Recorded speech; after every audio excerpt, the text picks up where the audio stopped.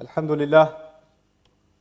لله خالق الوجود من العدم وجاعل النور من الظلم ومخرج الصبر من الألم وملقي التوبة على الندم فنشكره على المصائب كما نشكره على النعم ونصلي على رسوله الأكرم ذي الشرف الأشم والنور الأتم والكتاب المحكم وكمال النبيين والخاتم سيد ولد آدم الذي بشر به عيسى بن مريم ودعا لبعثته إبراهيم عليه السلام حين كان يرفع قواعد بيت الله المحرم فصلى الله عليه وسلم وعلى أتباعه خير الأمم الذين بارك الله بهم كافة الناس العرب منهم والعجم فالحمد لله الذي لم يتخذ ولدا ولم يكن له شريك في الملك ولم يكن له ولي من الذل وكبره تكبيرا والحمد لله الذي أنزل على عبده الكتاب ولم يجعل له عوجا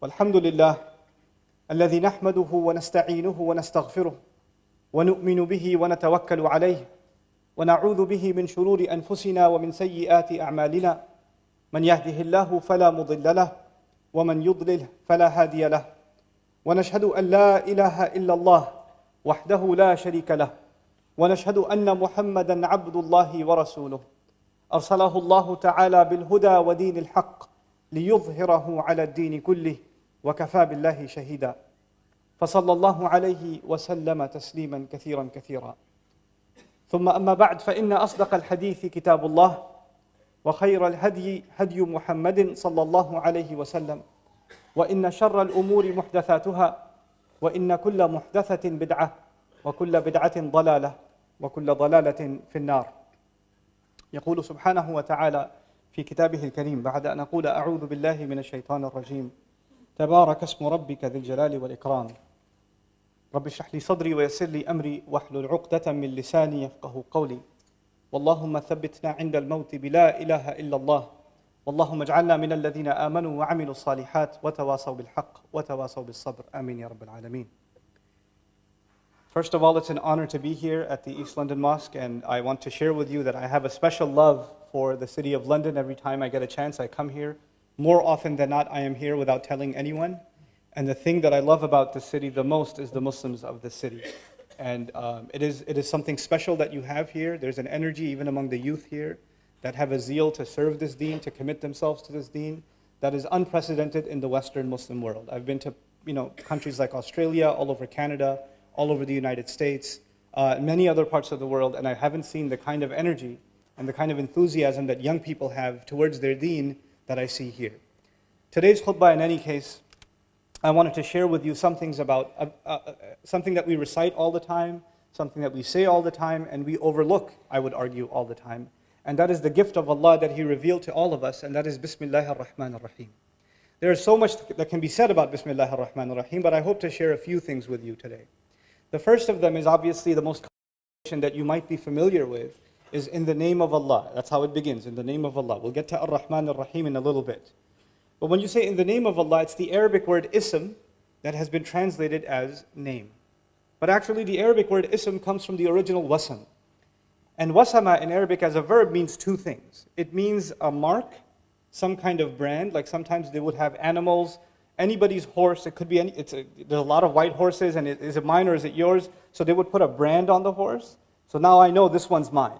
So it's a mark that distinguishes this horse from every other horse. Similarly, there are twins. I don't know which, is this Abdullah or Abdul Karim? I don't know which one. One of them has a birthmark. That's his wasam. A mark that distinguishes someone, that you can't confuse them with anybody else now. That's actually one of the meanings of wasam. And the other meaning of wasam is actually comes from wasama, and from it you get words like wasim and wisam, which means beauty. In other words, not only is there a mark, but it's a mark of beauty. Those are two things that come within that word. When we say Bismillah ar-Rahman ar-Rahim, we're acknowledging something about Allah. That every one of His qualities, everything that He does, is something that's unique to Him. It cannot be confused with anyone else. The way Allah shows mercy, the way Allah guides, the way Allah provides, the way Allah plans, the way Allah does anything that He does is unique to Him. It cannot be compared. That is His unique mark. That's the first thing. But the second thing also is that everything Allah does, whether you understand it and I understand it or not, has beauty in it. Everything Allah does has beauty in it. And that's just inside when we just invoke the name Ism. But now let's take this a step further. When we say in the name of Allah, instead of just saying, you're just mentioning Allah, just calling on Allah, but actually invoking the name of Allah, and actually by invoking the name, the uniqueness of Allah and the beauty of all of the qualities of Allah, we're actually, like Imam al-Alusi rahimahullah commented, al-ba'u lil-isti'ana, that you're asking Allah's help. When you say Bismillah ar-Rahman ar-Rahim, you're actually asking Allah's help. But human beings need different kinds of help. When you're sick, you need someone to cure you. When you're tired, you need someone to help you. When you're confused, you need someone to clarify for you. When you don't know, you need someone to educate you. When you're lost, you need someone to guide you. It's not one kind of help. If you're hungry, you don't need to be educated right now, you need to be fed. It's a different kind of help. So when you ask Allah for help, then at a different occasion, you need a different kind of help. And of course, every one of Allah's names provides a different kind of help. When Allah calls Himself Al-Hadi, the one who guides, then of course the help He will give us, that He'll guide us. When He calls Himself the provider, Ar-Razaq, Ar-Raziq and Ar-Razaq, the one who provides over and over again, then obviously He's in that name, He's going to be giving me provision. When He calls Himself Dhul Quwwatil Mateen, the one who has extended might, extended power, then I need strength, I'm weak. And I'm going to call on Allah's power to grant me some of that power myself, so I can accomplish what I need to do. So every one of Allah's names gives us a different kind of help. But when I wake up in the morning, and I'm just getting out of bed, and out of my mouth comes Bismillah ar-Rahman ar-Rahim, just like that, I just say, I don't think about which name do I need right now. Do I need Allah to give me the strength to get up? Do I need Allah to guide me this morning? Do I need Allah to help me plan my day? Do I need Allah to provide me halal rizq?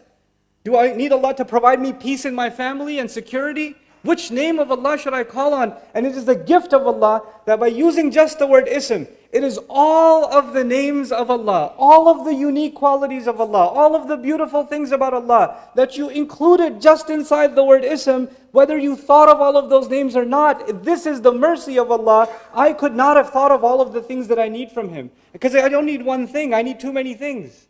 I'm in too much need. And so I can't even think of all of those names. وَلِلَّهِ أَسْمَاءُ الْحُسْنَى فَادْعُوهُ بِهَا, He says. For Allah, they're the most beautiful names. Call Him by all of those beautiful names. But how many people are going to learn all the names of Allah? Not everybody will know all the names of Allah, but we need all of them. So Allah gave us a gift. When we say Bismillah, just Bismillah, we've already called upon all of Allah's names. The one you will ever learn and the one you will never learn, all of them been included. Subhanallah. And that's a gift of Allah Azza wa Jal when we say Bismillah ar-Rahman ar-Rahim. Now, the second thing on this point, وَلِلَّهِ الْمَثَلُ الْأَعْلَى, sometimes to appreciate what Allah does for you and me, because what He does is unique. Sometimes it's healthy to make a comparison how we deal with each other. There's a father, or a mother even, and she pours her love out on her child. She takes care of this child even before the child is born. This kid is inside her stomach, causing her pain, destroying her body from within, and all she does is make dua for him. When will you ever find another human being, all you do is cause them pain? Every day goes by, the womb gets heavier and heavier. Now she's throwing up even more and more and more. Food starts tasting like paper. She can't even sit down straight. Her back hurts all the time. She's even hurting when she's sleeping. She has to and she's worried about her, and she's hungry all the time because the baby takes all the food. And it doesn't even taste good for her to eat. This creature causes her pain upon pain upon pain. وَهْنًا عَلَى وَهْن كَمَا يَقُولُ الْقُرْآنِ. Subhanallah. Weakness on top of weakness. Burden on top of burden. And yet all she does is her love keeps increasing. Her love doesn't go down, it keeps increasing. It doesn't say, enough already, child. I had enough. I've been dealing with you for 6 months. There's 3 more months to go. She doesn't do that. Her du'as start increasing. She comes to the imam and says, which surah can I recite so my baby can hear it? And then the baby comes out and almost kills her. Almost kills her. She bleeds almost to death. And when will you ever have someone that bleeds you? That almost kills you? And the first thing you want to do is take care of them and hug them and feed them. That's your mother. That's what she does. And that's just what she did at birth. What the love that she's given you, the support that she's given you, even when you're an adult, so many of you, there's no one you can talk to and you'll talk to your mother. There's no one who will understand you, your mother will understand you. There's no one who will feel your pain, your mother will feel your pain. That's not just when we were babies, even when you're 50 years old, it doesn't matter. And that mother, somebody goes to her, the son goes to her and says, Mom, you're so great. You make such good roti. Please help me. And the mother's thinking, that's all I'm good for? I've done nothing else for you but make roti? That's the one thing that came in your mind? All the other sacrifices I made? I took, 5 different trains and 3 different buses to get a job so you can go to college and all you can thank me is you made roti the other day? That's all that came in your mind? How ungrateful are you? She doesn't say it, but she feels it. She doesn't say it. She still loves you. But you and I, no matter how hard we try, we can never acknowledge the goodness of our mother. We can't do it. If we were to call on Allah with one name, imagine you called on Allah, Ya Razzaq, Bismillah Razzaq. I just call on Allah the name of Razzaq. That's it. Then you're only appreciating what about Allah that He provided for you. But you didn't appreciate that He guides you. You didn't appreciate that He protects you. You didn't appreciate that He secures you and gives you good people in your life. You didn't appreciate that He gives you knowledge. You didn't appreciate that He made you Muslim, that He gave you your health, that He gave you your job. You didn't appreciate any of those things. You just reduced everything about Allah to one of the things He does. One of them. And Allah kept us from reducing Allah Himself subhanahu wa ta'ala because that's offensive. We wouldn't even know. وَيُعَلِّمُكُمْ مَا لَمْ تَكُونُوا تَعْلَمُونَ. He taught you what you couldn't have even known. We would have even been praising Allah and it would have been offensive because it's just not enough. So He gave us Bismillah. He gave us this phrase. And now when you call on that phrase, the believer is supposed to become filled with gratitude. We're supposed to be overwhelmed in how much and how many ways Allah helps us. And how many ways Allah provides us. There are no other relationships like this one. I go to my teacher for knowledge. I go to my parents for support. And when I'm young, for provision. I go to my spouse for emotional support and love. I go to different people for different things. But to Allah, you go to Him for all things. You go to Him for everything. There's not one thing that is missing when you and I turn to Allah. So that's the first part of the equation, Bismillah. But then Allah didn't stop there. Even actually, I want to share with you some things about the word Allah. Our ulama had a long debate in our history. What is the origin of the word Allah? Does the word Allah come from ilah? And is it the combination of al-ilah? Al-ilah. Or is it a name of Allah that belonged to Allah from before Arabic and before all languages? It's always been the name of Allah. There's been these two positions all across our history. And both of them have their evidences. But I want to share some things with you. Even if you say that this word comes from the word ilah. Ilah is commonly translated someone to be worshipped. Al-ma'bud. Al-ma'bud. Al-ma'luh bima'na al-ma'bud. But the word aliha, the verb in Arabic, it actually comes from love. The origin of the word faza'a ilayhi wa ahabbahu ashad al-hub. It's actually intense kinds of love. The old Arabs before Islam, they used to have 10 degrees of love. The lowest of them was hub. The lowest of the degrees of love was hub, and they would have 10 degrees. And the 10th one will kill you. You love someone so much, you become so obsessed that you can't even eat, you can't even sleep, you just kills you.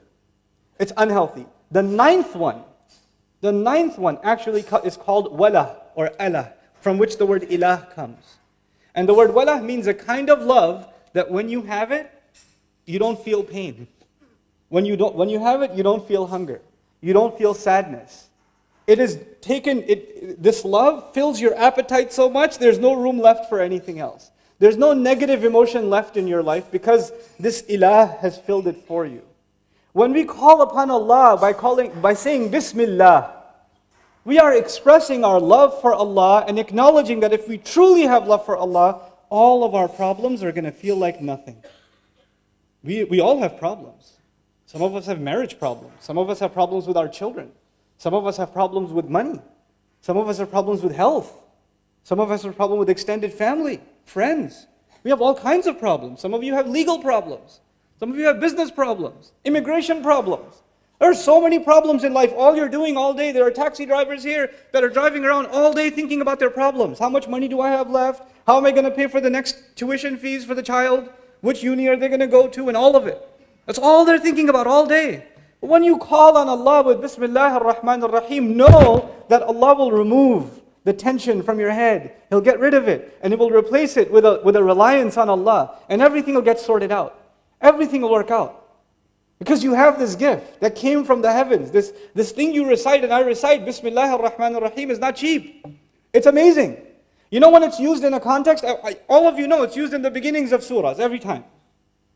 But the one time it's used in the middle is in the story of Sulaiman. Innahu min Sulaiman wa innahu Bismillah ar-Rahman ar-Rahim. Ever think about that? Sulaiman alayhi salam is going to transfer the throne of another queen thousands of miles in the blink of an eye. And he says, this is because of Bismillah ar-Rahman ar-Rahim. This is what Bismillah ar-Rahman ar-Rahim can do. What is Allah teaching you and me? If Allah can do that when someone truly believes in Bismillah ar-Rahman ar-Rahim, then you and I have no reason to be pessimists left. A Muslim is not supposed to be depressed because he has this gift. You know, if you had, I'll tell you a secret. Think about this as an analogy. It'll help you, inshallah ta'ala. It helped me a lot. You have all these problems, money, health, family, you know, all these issues in your life. And they only seem to be getting worse. They don't seem to be getting better.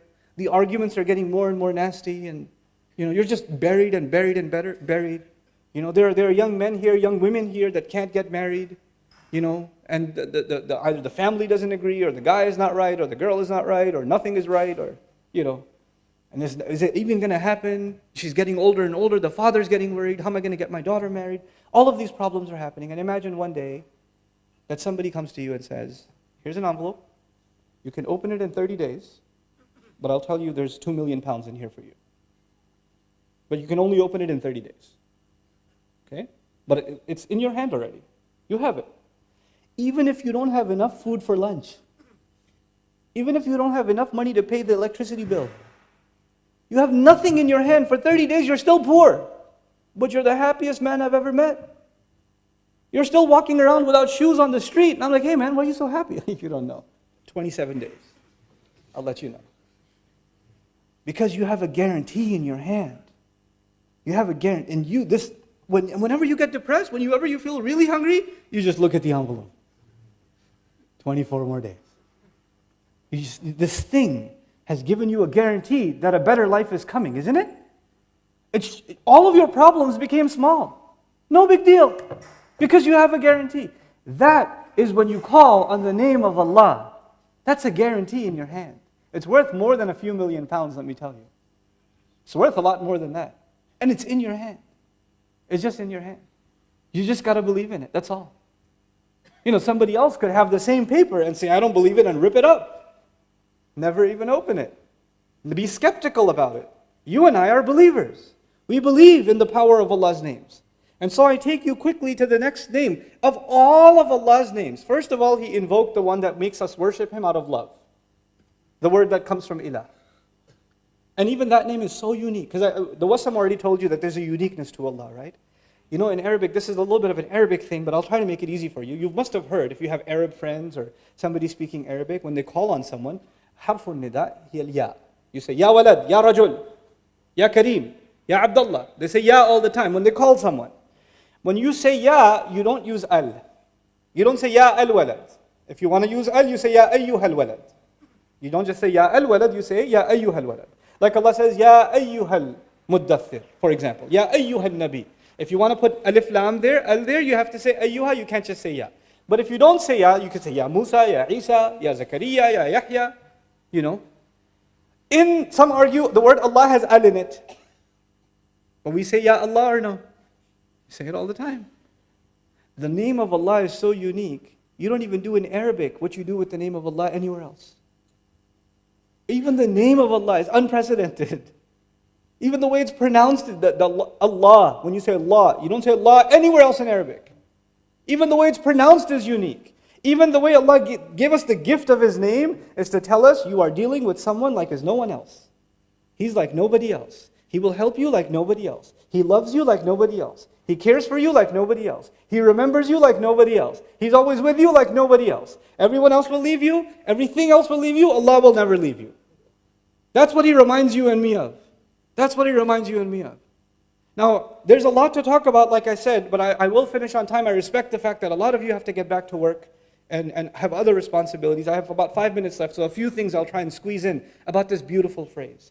The two names of Allah, of all of His names that He could have included, because He has the best of all names. But the two descriptions that He wanted us to know every time we do something, every time we call on all of His qualities, of them, two of them should come to the front of our mind.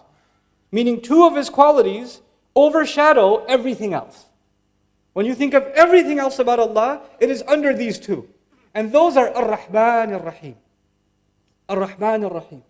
What incredible two names. Ar-Rahman simply means three things. It means that Allah's love and mercy and care is extreme. Mubalagha means it's beyond what you can imagine. It also means, so it's extreme, that's the first thing. The second thing is that it's immediate. The second thing is that it's immediate, which means you don't have to wait for it. It's happening right now. And the third of the meanings of when you use fa'lan, that's the scary one, it's actually not permanent. It's extreme, it's immediate, but it's not necessarily permanent. When you say, for example, in Arabic, atshan means thirsty. Thirst is not permanent. When you say jaw'an is extremely hungry. It's extreme, it's immediate, but it's not permanent. When you say ghadban, extremely angry, it's not permanent. Well, for some people it is, but yeah, for most people it's not permanent. But the beauty of the Arabic language and the beauty of how Allah chose to describe Himself, this is a kind of mubalagha. Even if it's temporary, it doesn't go away on its own. If you're thirsty, the thirst will not go away on its own until you use water. If you're hungry, hunger will not go away on its own until you eat food.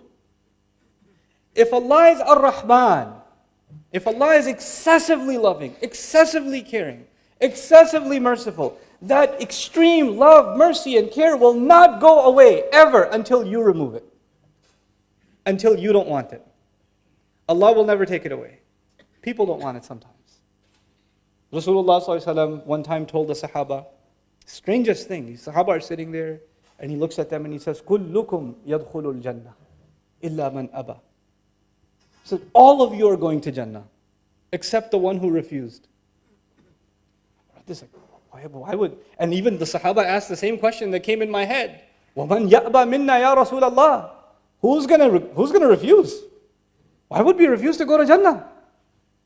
He says, مَنْ أَطَاعَنِي دَخَلَ الْجَنَّةِ وَمَنْ أَبَانِي فَقَدْ أَبَى مَنْ عَصَانِي فَقَدْ أَبَى.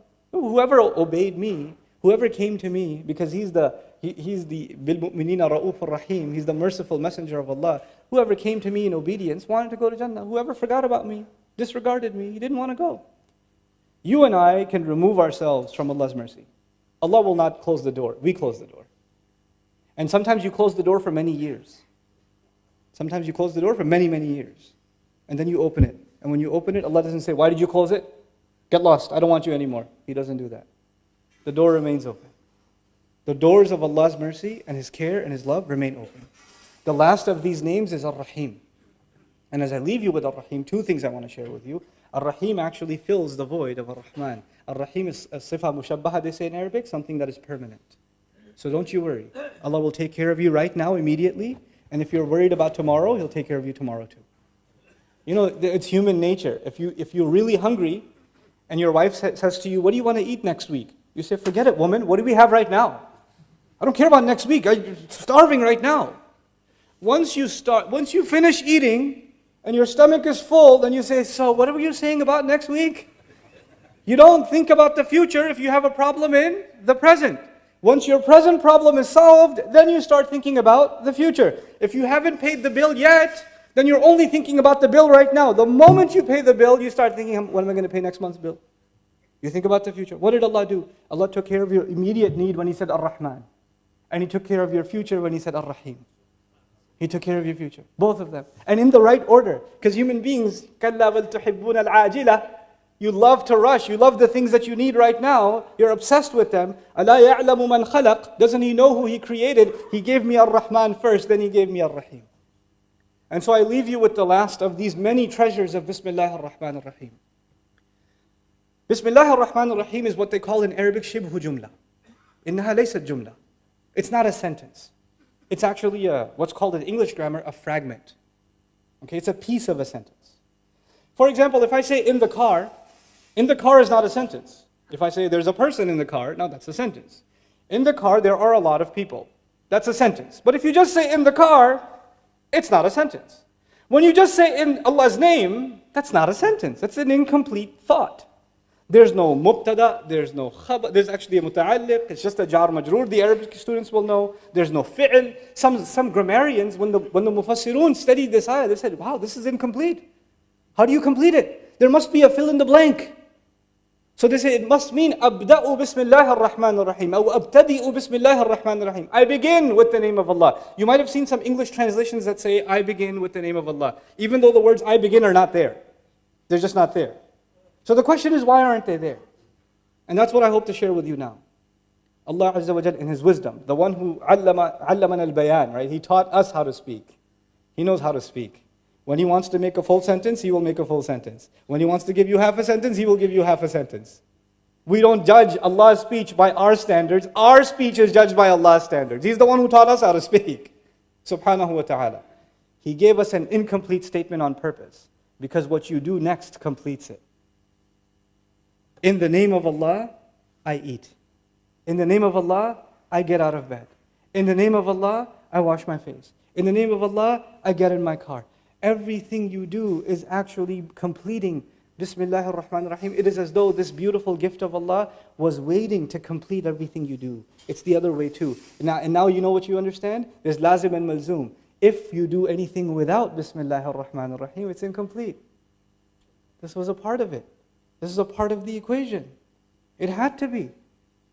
In small things and big things.